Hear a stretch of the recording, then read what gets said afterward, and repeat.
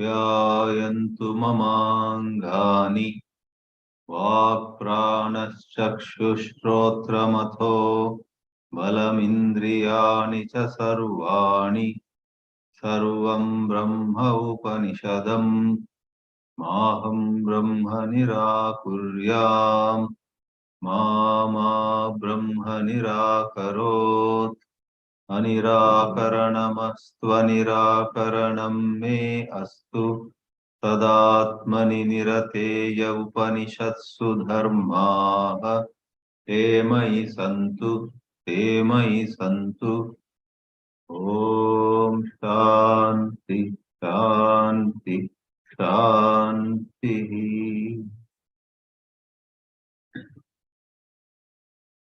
In this 36th class on the Chāndogya Upanishad, I must say we have come a long way. We are going to take a look at the 15th factor in our existence, as an individual. It's in the individualized existence that there are various levels of self-discovery. There are gradations. There are grosser dimensions of our being and subtler dimensions of our being. And what we are going to look at in this class is the subtlest among the gradations. The Upanishads, at the core of them, are concerned with something that does not permit any gradation. Homogeneous, indivisible, unclassifiable, undifferentiated, akhanda rasa is the nature of the pure self, Atma, equated with Brahma and called Bhūma in this 7th chapter of the Chāndogya Upanishad. However, it is of great value for vast majority of us to discover our own individual existence on deeper and deeper levels, and that discovery, that learning necessarily gives to us enhanced intelligence, whereby viveka is awakened and vairagya is obtained. Therefore, even though sometimes we put down apara-vidyā and as though make a call for para-vidyā, go for para-vidyā alone and let go of all apara-vidyā, we may say in a certain context, but really speaking, 99% of us have a lot of things to learn in life before we effectively let go of them all and opt for the absolute truth alone. This is an ongoing debate even today. The orthodoxy would argue that don't take a shortcut to Vedanta. Study everything properly. And then there are some masters who come from somewhere and then say to the masses, don't get lost in all the scriptural study, go straight for the highest truth. Even in Bhakti Marga, certain out-of-the-way mystics come and tell the masses, just hold the name of God. Nothing else is needed. The orthodoxy would not accept that kind of statement. Let's come back to Jnana Marga. In the Jnana Marga also, let me not name those teachers. Today also there are some very distinguished teachers who say Vedanta has to be studied very carefully, with great discipline and with great steadiness. They use the word systematic. Learn Vedanta systematically from competent teachers. There will come about a lot of inner changes in you. Follow their instructions. Do the anushtanas they advise you to do. And live the kind of lifestyle they advise you to live. And then you become truly worthy. You become fit for getting that liberating insight, liberating understanding of the Mahavakya or whatever. But once in a while, certain enlightened Mahatmas seem to simplify everything else. And I must say that just stay as awareness or just ask yourself, who am I? And that will take care of everything, etc. belongs to the second camp. Both the camps have their own merit, and both the camps seem to have their own trappings. So, if it is not clear with regard to what I am trying to say, I'll say once more. The orthodox view is wonderful. Study everything systematically and grow properly. That's what they say. But the trapping is a seeker may get lost in the vastness and the complexity, forest like, um, forest like spread of the scriptures. Coming to these Mahatmas who seem to simplify everything, the merit is they inspire the large numbers of people and they give the masses a direction. These Mahatmas become worshipable. Every house they will appear on the wall. Mahatma's picture will be because they make a unbelievable impact. Whereas the traditional teachers cannot reach out so many. The traditional teachers may make a impact on some number of people, but these Mahatmas, these enlightened souls, can they are like um, earth movers. They actually can appeal to millions of people. Sometimes these Mahatmas have miraculous powers. They touch the hearts of people in some unusual ways, and so on and so forth.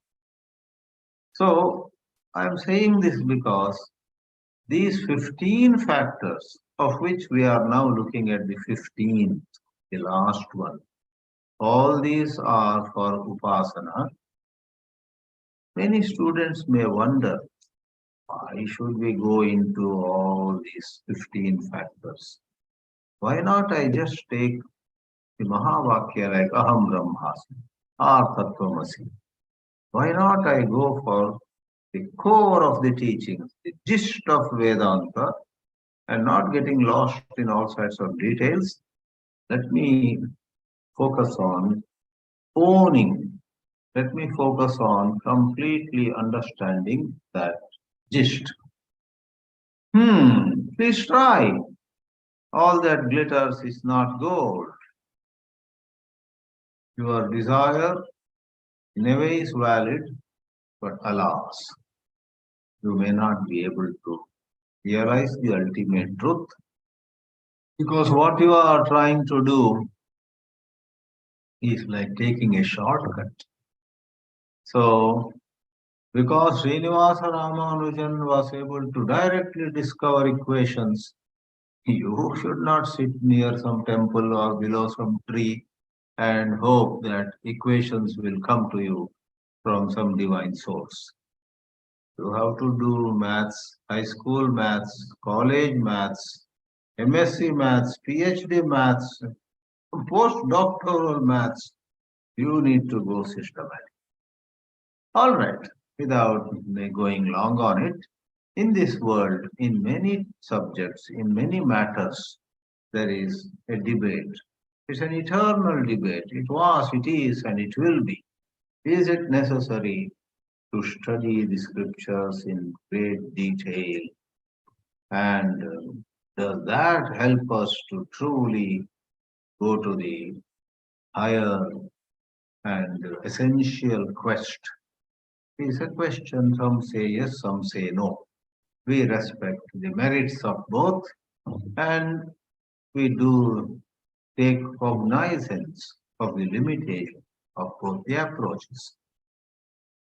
Trying to understand nama, vak, manaha, sankalpa, chittam, dhyanam, etc., all the way till asha, which we saw in the last class, and in this class, pranaha, 15th, belongs to the first camp where it is argued. Don't take a shortcut, have patience, behave well, and study the Vedanta Shastra in all its various facets. All right, we now see this prana.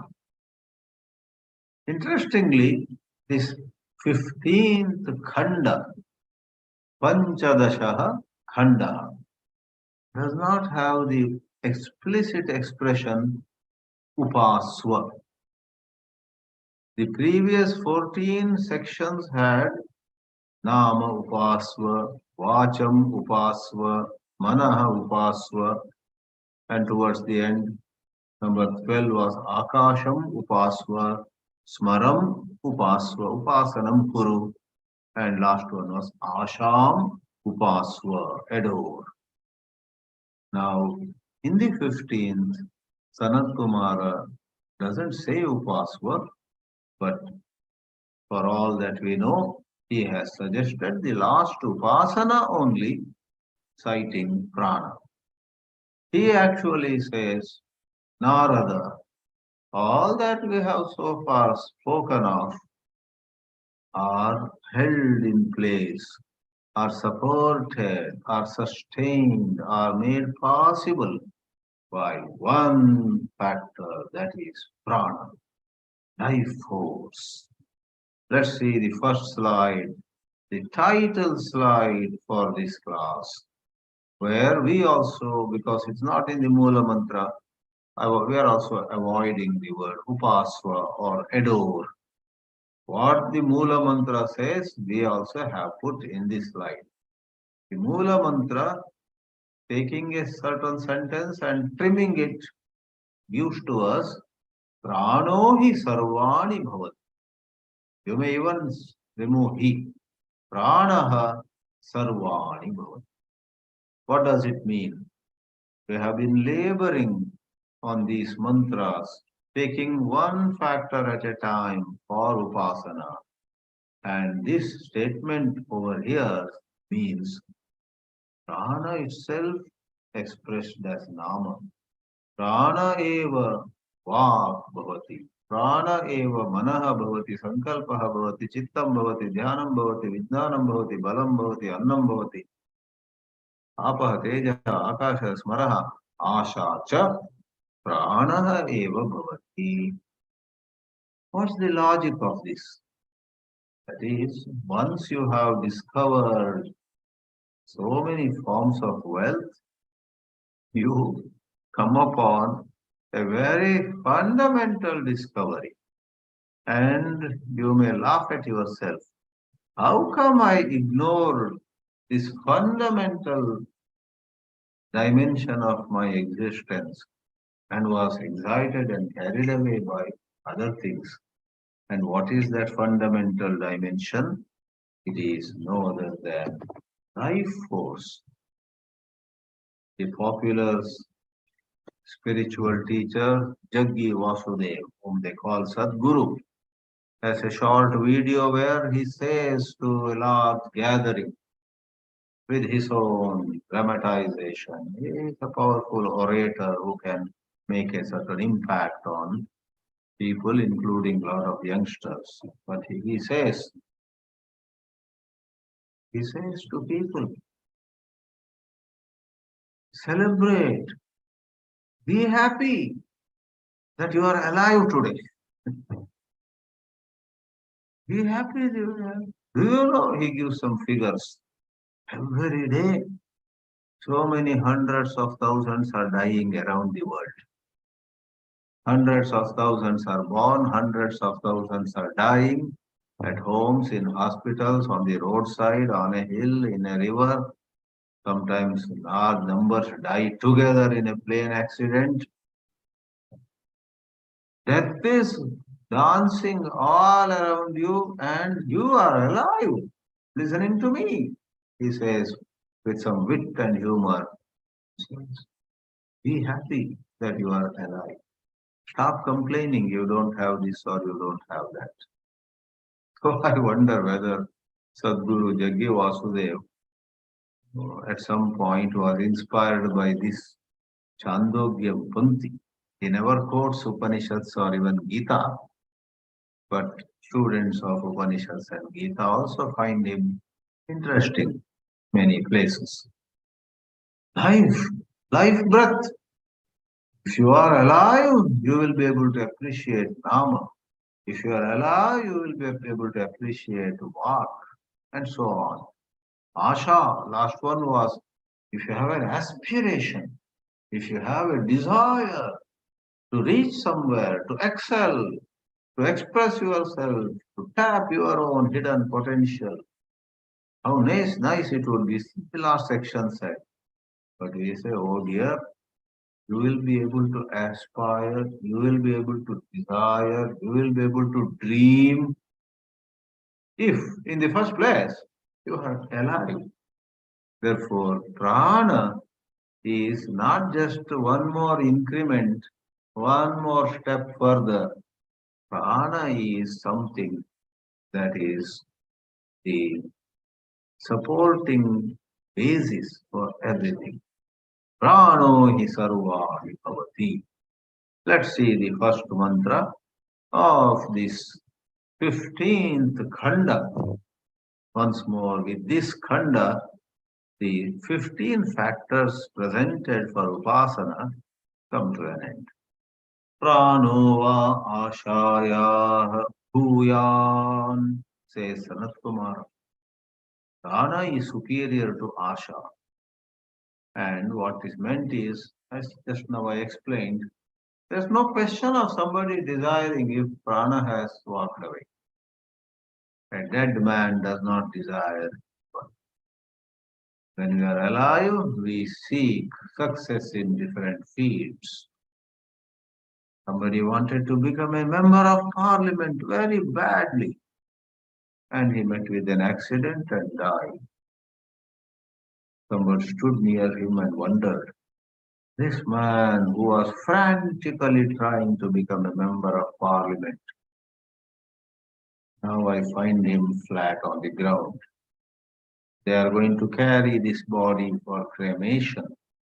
At this moment, is he still aspiring to become member of parliament? Impossible. So not only Asha, Smara and Akasha and Teja, Apaha, Annam backwards all the way to Nama would simply not be valid. They don't happen if prana is gone. Therefore, prana, yatava araha nabhau samarpita. In a wheel, you have the hub and there are the spokes. Suppose 14 spokes, name them Nama, Vak, Manaha, and so on. The 14th would be Asha. Prana is not one more spoke. Prana is the hub which holds all of them together. If the hub is removed, the 14 spokes would all collapse. Etasmin prane sarvam samarpitam prana pranena yati. Other factors may have some factor supporting them and it in turn supports another factor. But prana does not require anyone to support, it rather supports everything. So prana goes by the strength of prana itself. One of the well-known expressions of prana is breathing. Therefore, various breathing exercises are called pranayama. But those who have studied properly know that even in pranayama, where you might be managing your breathing, you actually are influencing many other energies and functions, many other things going on in your body, probably in your mind also, by a certain kind of breathing. So prana is much more than breath, but breath has a certain special place when we try to understand and use prana. Pranaha pranam dadati. So going or coming or giving or taking in all matters, prana is self-dependent, self-reliant. Prana pranam dadati pranaya dadati. Because everything else is held in place by prana, though superficially it may seem prana is giving something to something else. That so-called something else is held in place by prana. Therefore, prana gives to prana only. It is all a play of prana. Prano hapita, prano mata, prano bhrata, prana swasa. Father, mother, brother and sister, prana acharya, teacher, prano brahmana, a learned pious person, brahmana, brahma janati, vedam janati. He knows Vedas, he teaches Vedas. Somebody like that traditionally is called a brahmana. All of these is expression of prana. So this is praise of prana. Sanat-kumāra doesn't say pranam vasva. But my understanding is this is also meant for upasana. Celebrate your being alive. Value your being alive. Do not jeopardize the very matter of being alive. Do not waste away your prana. Do not waste away the hours, minutes, and seconds that come to you every day and that facilitate the expression of prana. Do not indulge in too much of pleasure. Do not eat junk food. Do not oversleep. Do not eat all the time something or the other. Today, there is some research showing that excessive eating or eating something or the other all the time taxes many of our glands, taxes many of our inner parts, and therefore various diseases may come about. So, prana is to be revered. That is implied. Pranam upasva seems to be implied here. And the second mantra takes us further how prana is so vital, so basic, so fundamental. How? Let's see. Second mantra. Upanishads very often give simple examples, simple settings that stay valid for all time. So here it is. Sayadi. Sa means any man. A man yadi pitaram va mataram va bhrataram va swasaram va acharyam va brahmanam va kinchit bhrisham iha pratya. Suppose somebody talks back that father, mother, sister, brother, or teacher, or Brahmin, whatever. Bhrisham iva, rather in a jerky manner, without showing enough respect, without being polite enough. Then a learned person, looking at the way this man is behaving, would say to that man, Pratyaha, tam naram prati aha, dhiktva astu. That is condemnation, dhikkara to you. What you are doing, the way you are behaving, is worthy of condemnation. Dhiktva astu. Iti eva enam ahu. And elderly people who may see such behavior may call that young person Pitraha tvam asi. You are a killer of your father. The way you are treating your father, the way you are talking at your father is no less than killing. That's a strong condemnation. Matraha, mataram hanti, iti matraha. Pitaram hanti, iti pitraha. Bhrataram hanti, iti bhratraha. Those of you who have been studying Bhagavad Gita know. Yogo bhavati dukkha in chapter 6. Dukkham hanti. If you do yoga regularly, it will remove your sorrow, it will kill your sorrow. Therefore, somebody said this motorbike by the company Yamaha is Yamam Hanti. This motorbike, ride on it. It will keep Yama away. But if an accident takes place, it invites Yama. That's a different. Swasraha, Acharyaha. So if you add ha, it means remover. Brahmanaha. You disrespect the pious, sattvic, God-loving, knowledgeable person.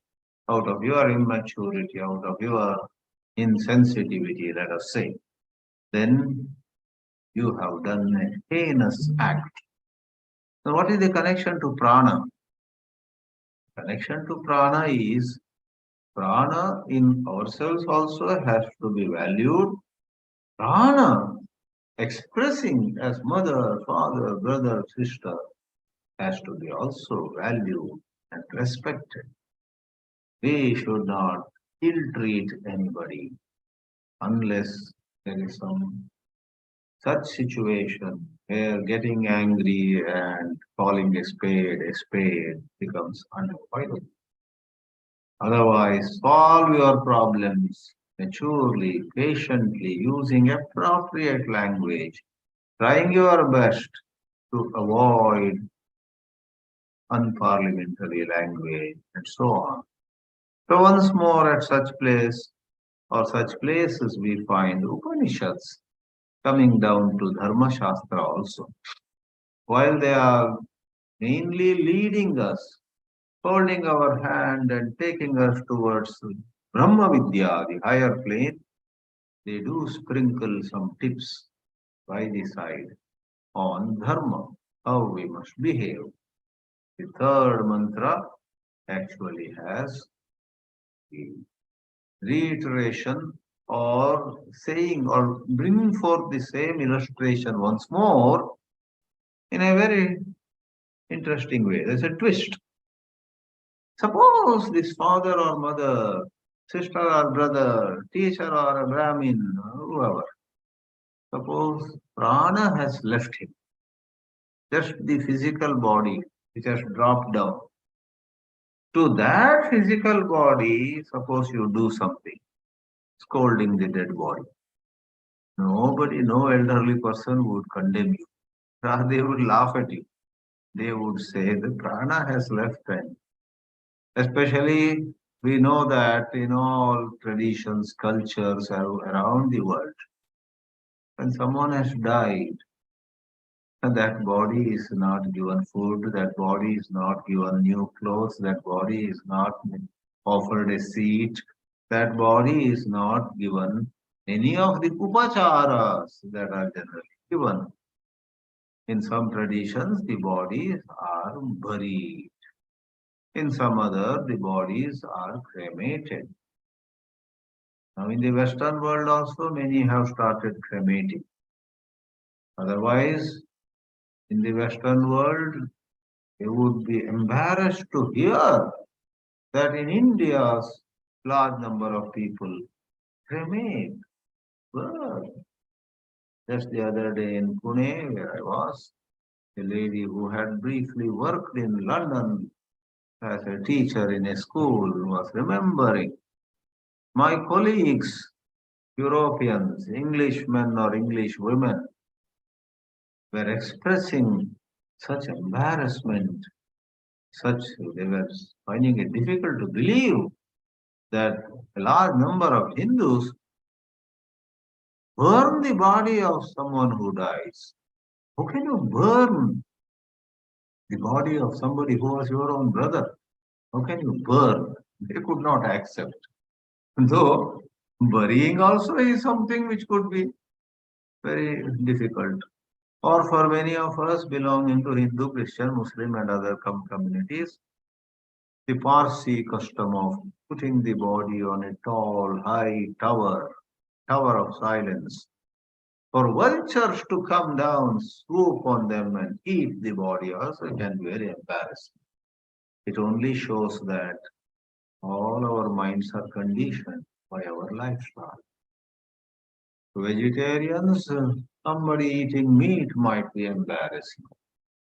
To the meat eater who eats, let us say, fish or three, four kinds of meat, noticing that somebody is eating a crocodile, somebody is eating uh, some serpent also in some parts of the world, could be embarrassing. So more than meat or vegetarianism, burning or burying, all this shows to us our mindset, how we are conditioned. In the mantra here, Atayadyapi enam utkranta prana. Once prana has utkranta, gone away.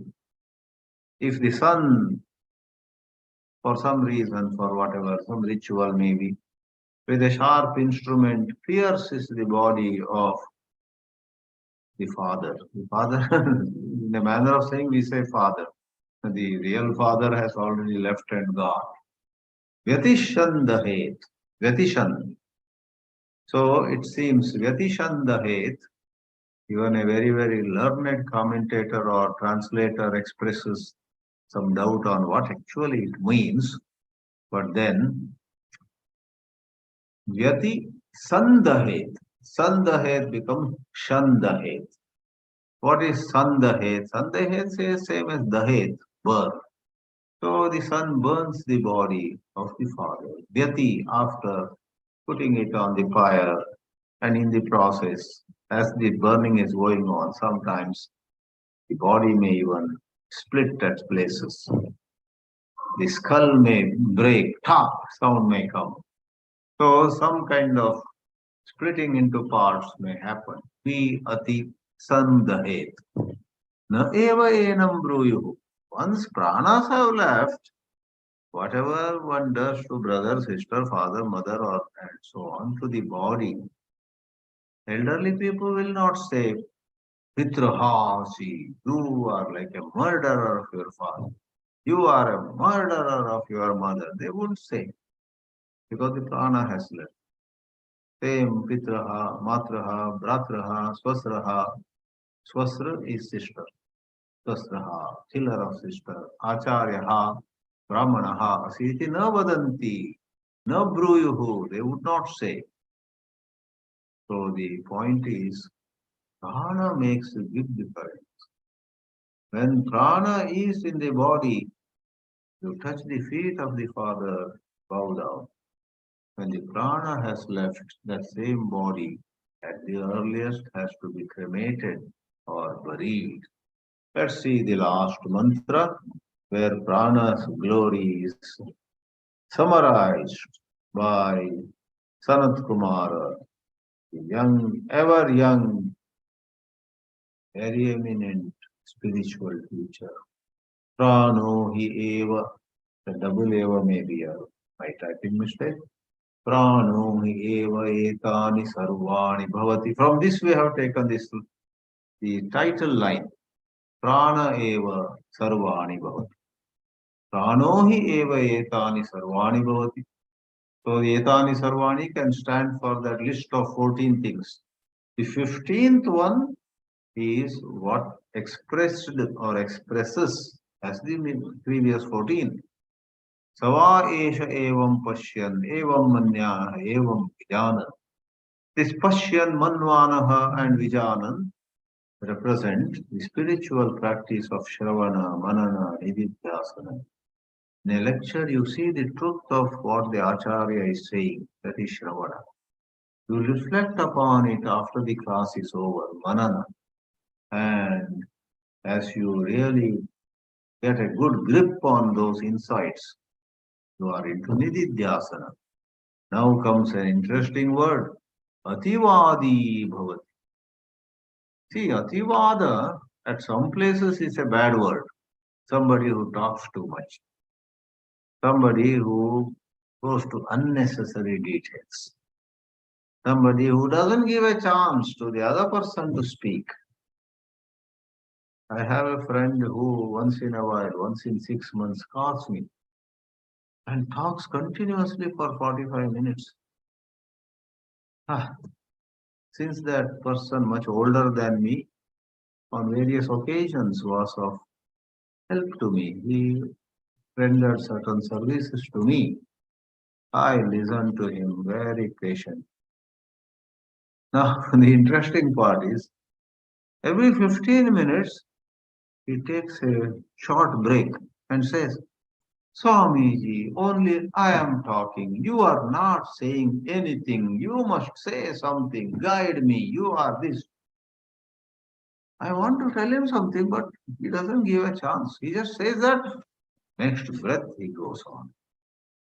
At the end, again, he says, Today also I only spoke. You did not.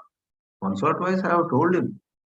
I was trying to speak so many times during this 45 minutes or 1 hour of teleconversation. You did not allow me. You cut my sentence. You raised your voice. You raised your volume. And he would say, sorry. Oh, did I? Sorry. So, some other place, Ativadi is not a complimentary word. But friends, in this mantra, Ativadi, even Dr. Radhakrishnan in his translation in the famous book, the principal Upanishads, translates this word Ativadi as an excellent speaker. When one knows that it is prana that matters and not just the flesh and blood, muscles and bones, not just the physical body, prana. Prana is what matters. And one reflects on prana, then one becomes an excellent speaker. Because whenever one has knowledge and has clarity about knowledge, what one speaks will have its own weight. Tam ched bruyuhu ativadi asiti. Some people say, oh, you are nowadays giving many talks. What is all going on? Why are you giving such? Why are you giving so many lectures? I believe you are writing books now. Some people who are unable to appreciate the work because they don't understand all this philosophy, they may say, Tam ched bruyuhu. If people say, you are talking a lot.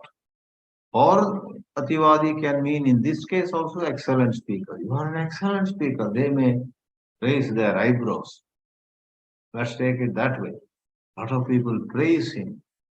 He should not, for some reason, feel hesitant or embarrassed and oh, if so many people are adoring me, I don't like to be adored. I am a common man. I will go and sit in a gufa, in a cave. He should not. Upanishad says, if it is true that you are speaking excellently, if people are praising you as an excellent speaker on valid grounds, not just to make you happy and try to get some favors from you, then if you see the truth of what they are saying, then admit, Ativadi Asmi, I am an excellent speaker. Yes, there is no false pride here. It's a fact. I am a good speaker, and it is my joy to speak more and more, to share this knowledge with you. So Upanishad is advising us to be upfront, transparent, open, assertive. Na apannuvita. If you truly are endowed, blessed with certain clarity about this prana, then do not tell people, oh, don't praise me, don't garland me, don't give me this new position, don't give me that, opportunity. I am nobody. No, don't have all that complex. Na apannuvita. Ativadi asmi iti braguruyat. And so on. So, to conclude, the mention of prana is a wonderful bridge between the 14 preceding factors and the final factor, bhuma, though before that final factor, the all-pervasive, limitless, ananta tattva, bhuma is mentioned, another 7 factors are mentioned. We will take 2 at a time from next class. Satyam and Vijnanam, Matihi and Shraddha, and Nishta, Kriti and Sukham. 7 factors are mentioned. They are not for Upasana, but they have a connection with these 15 factors. When they are with you, you will be able to pursue these very well. So, this prana, we have already said, is not yet one more among the 14 or in addition to the 14 of that ordinary sense, but it is one that holds all the 14 together. It's the basis.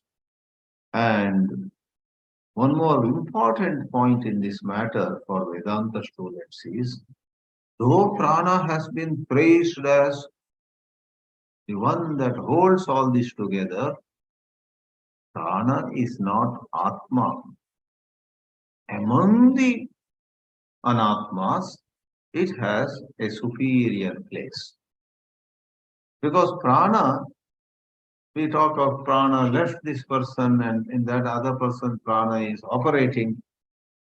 So something that comes in and goes out, something that is more expressive and less expressive, where there is variation, is not the Atma.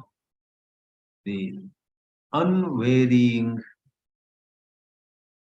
ever steady, ever the same truth will be brought in. Talking of bhuma, this entire 7th chapter is called bhūma-vidyā. Now to go quickly to one or two comments from Adi Shankara, let me mention. We have, one or two, not many. Adi Shankara says, Pashyan ativadi bhavati. Pashyan meaning one who understands all these levels of self-expression, self-discovery. Shankara says, Namadi Ashantam. Nama Adi, starting with Nama. A means up to. Nama Adi Ashantam. There is no A that way. Nama Adi Asha Antam. Up to Asha. And who is this Ativadi?